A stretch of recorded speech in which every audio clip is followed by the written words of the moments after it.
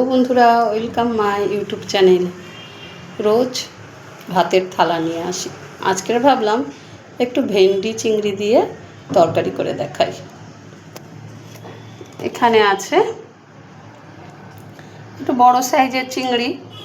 চিংড়িটাকে প্রথমে আমি হলুদ লবণ দিয়ে মাখিয়ে নেব।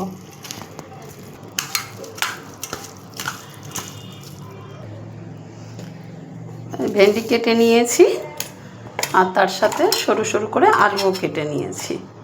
আমার এই তরকারিটা করতে বেশি মশলাও লাগবে না, আপনারা একটু দেখতে থাকুন। প্রথমে কড়াটা গ্যাসে বসিয়ে নেব, কড়াটা গরম করে নেব। কড়াটা গরম হয়ে গেছে আমার, এবার আমি তেল দিয়ে দেবো।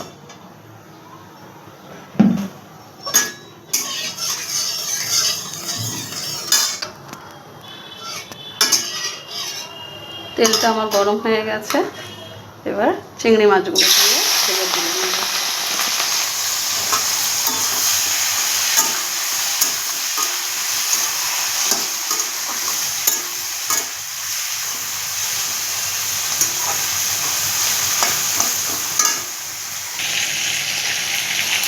চিংড়ি মাছ আমার প্রায় ভাজা হয়ে গেছে, এবার আমি চিংড়ি মাছগুলো তুলে নেব।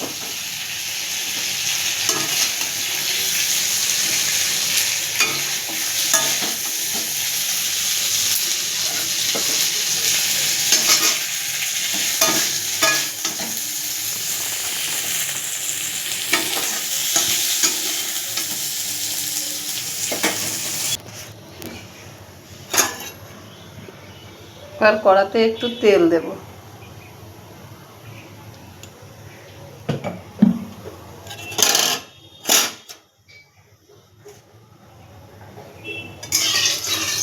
তেলটা গরম হওয়া পর্যন্ত অপেক্ষা। তেল গরম হয়ে গেছে, আমি তার মধ্যে একটু ফোড়ন দেবো, একটু পাঁচ ফোড়ন দেবো।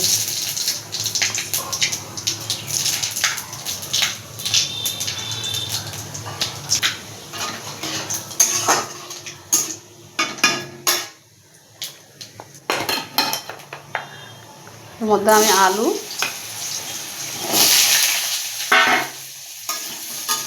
আর ভেন্ডিগুলো ঢেলে দিলাম।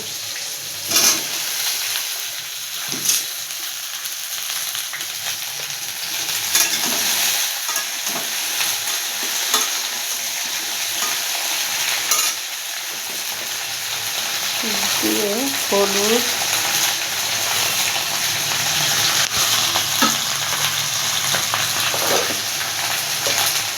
লবণ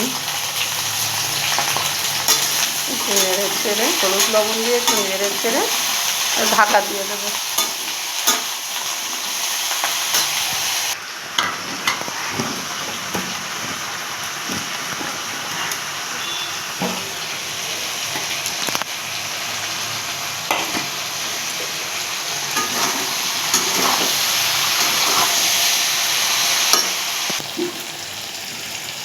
কড়াইতে ভেন্ডি আর আলুটা একটু ভাজার পরে পেঁয়াজ আর কাঁচা লঙ্কা একটু হাতে তুলে এর উপরে দিয়ে দিয়েছিলাম।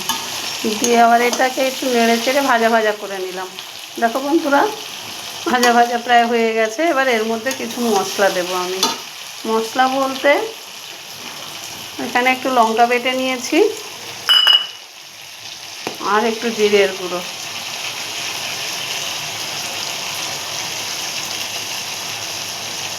আর টমেটো পেস্ট। ব্যাস, এই আমার তরকারির মশলা। এবার এটাকে ভালো করে কষাবো।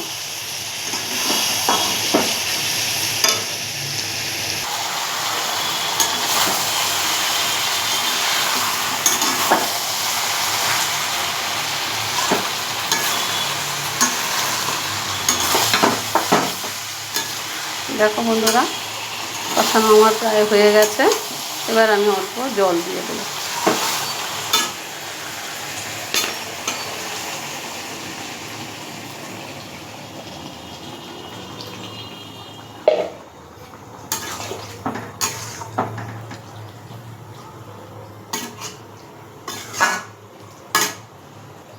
এই ভেন্ডির তরকারিটা আমার দুই মেয়ে খেতে খুব ভালোবাসে। আর ভেন্ডি হলে সবাই ভালোবাসে, আমার বাড়ির সবাই ভালোবাসে। তরকারিটা আমার ফুটে উঠেছে, এবার আমি চিংড়ি মাছগুলোকে ঢেলে দেব।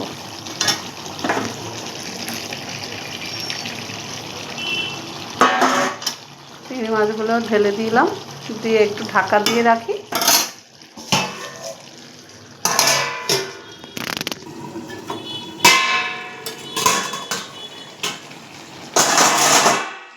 দেখো বন্ধুরা, আমার ভেন্ডি, আলু আর চিংড়ি মাছের তরকারি হয়ে গেছে। এবার আমি এটাকে নামিয়ে নেব।